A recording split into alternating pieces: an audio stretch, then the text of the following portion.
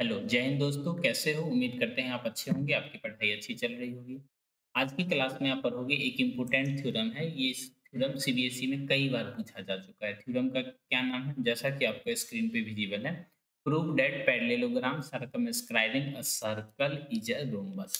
सबसे पहले ये टर्म का मीनिंग समझेंगे, सर्कमस्क्राइबिंग कहने का मतलब क्या होता है। वैसा पैरेललोग्राम जो कि सर्कल के क्या हो चारों तरफ बना हो, वैसा पैरेललोग्राम जो सर्कल के क्या हो चारों ओर बना हो। ठीक।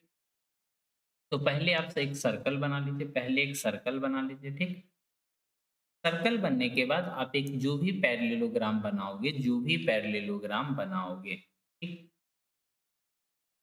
तो वो रोम्बस में कन्वर्ट हो जाएगा। आप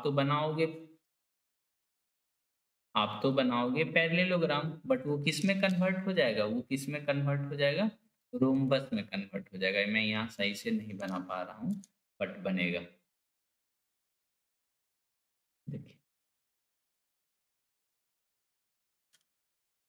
फिर यहाँ से ऐसे कर दीजिए और आगे जाके ठीक है ऐसे कर दीजिए। ठीक। ये जो भी फिगर आप बनाओगे, सर्कमस्क्राइबिंग का मतलब होता है सर्कमस्क्राइबिंग, सर्कमस्क्राइबिंग अ सर्कल। कहने का मतलब सर्कल अंदर में बनेगा। ठीक। सर्कल अंदर में। Parallelogram circumscribing a circle. Parallelogram कहाँ बनेगा? बाहर। बाहर रहेगा पैरेललोग्राम और अंदर क्या रहेगा? सर्कल। ठीक। तो ये आपका क्वेश्चन है, prove that parallelogram circumscribing a circle is a rhombus. इनमें जो कॉन्सेप्ट यूज होनी है, इनमें जो कॉन्सेप्ट यूज होनी है, वो कौन सा कॉन्सेप्ट है? एक सिंगल कॉन्सेप्ट है। क्या कॉन्सेप्ट यूज होना है? Opposite sides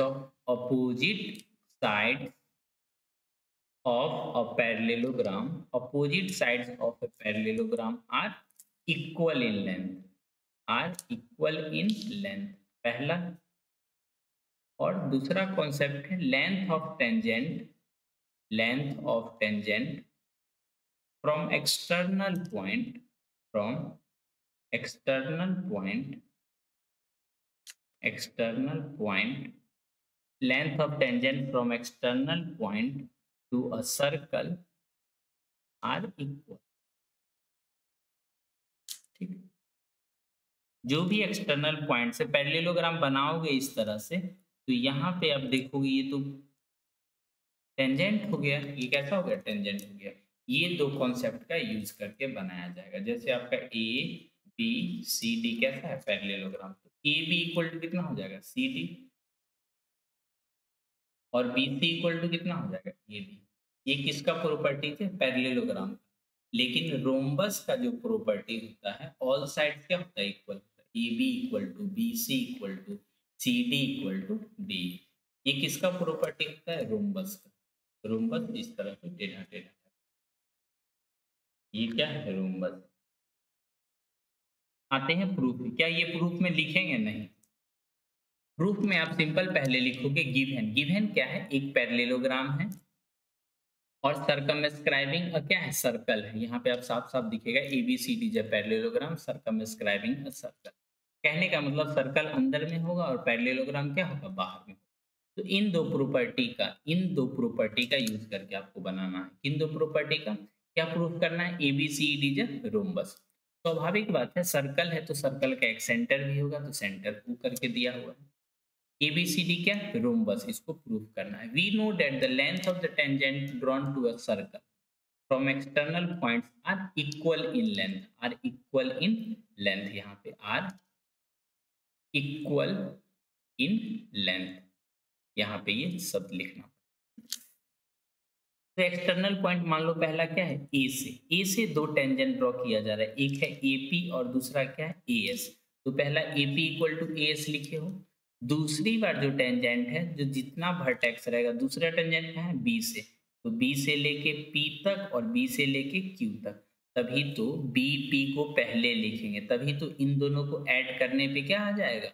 ए बी आ जाएगा। इन बातों का ध्यान में रखना है। ठीक। जैसे ए से स्टार्ट किया, ए के बाद कहाँ गया? बी के बाद। बी से बी के बाद सी, अपोजिट साइड में लिखना है। तो पहले क्या लिखोगे, C R equal to C Q.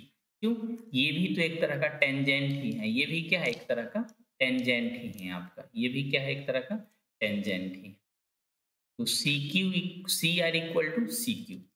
उसके बाद डी से जो टेंजेंट लिखोगे, डी से टेंजेंट पहले डी आर की तरफ लिखोगे और उसके बाद डी एस से। इससे क्या होगा, पास पास वाला पॉइंट लिखोगे तो इन दोनों को ऐड करने पे क्या आ जाएगा, सी डी आ जाएगा। यही बातें का क्या है, एडिंग। यहाँ पे क्या करोगे, एडिंग लिखोगे, एडिंग सबको आपस में, एलएचएस में जो पार्ट है एपी, उसके बाद बीपी, एलएचएस में पार्ट में क्या क्या है वो सबको आपस में ऐड कर दो, एपी को ऐड कर दो बीपी, एपी बीपी हो गया, एपी बीपी को एक साथ कर दो, सी आर डी आर को एक साथ कर दिया, ठीक। और रही बात बगल वाले में, बगल वाले में क्या करना है, अरेंज कर देना बगल वाले में। जैसे ए एस, ए एस को किसके साथ कर लेंगे, डी एस के साथ, ए एस को डी एस के साथ ऐड करेंगे तो ये एक साइड हो जाएगा और ये एक साइड। यहाँ तक अगर आप पहुंच गए तो आपको आंसर तो आ गया, A B plus C D equal to C D plus B C. ये क्या बन जाएगा, ए बी, और ये क्या बन जाएगा, C D. A P plus B P, यहाँ देखो ये टोटल लेंथ के, इस टोटल लेंथ को लिख सकते हो ना, देखो ए पी और बी पी, टोटल कितना हो गया ए बी। यहाँ पे देखो C R plus D R, तो टोटल लेंथ कितना हो गया सी डी, तो वही तो लिखा गया है। अपोजिट साइड तो हमेशा इक्वल रहता है, यानी ए बी इक्वल टू कितना, C D. A B equal to C D यहाँ लिखा हुआ है, तो A B plus A B कितना, टू ए बी कर दो। यहाँ पे एक ही ए डी, बी सी के जगह पे भी ए डी लिख दो ना, क्यों, अपोजिट साइड तो पहले टू से टू कैंसिल हो गया, तो ए बी इक्वल टू क्या हो गया, सी डी। यहाँ पे क्या हो गया, A B equal to A D. और पहले से क्या है, ये सब पहले से क्या है बोलोगे, ये सब पहले से तो पैरेललोग्राम है ना, A B equal to C D, ये तो पहले से ही। अब क्या आ गया है, A B equal to A D, सबको आपस में मिलाओगे तो A B equal to B C equal to C D C equal to A D, all side equal हो गया। तो बस इतना लिख दोगे तो एग्जाम में आपको 2 से 3 मार्क्स सीबीएसई बोर्ड में पूछा जाता है वो आपको आ जाएगा।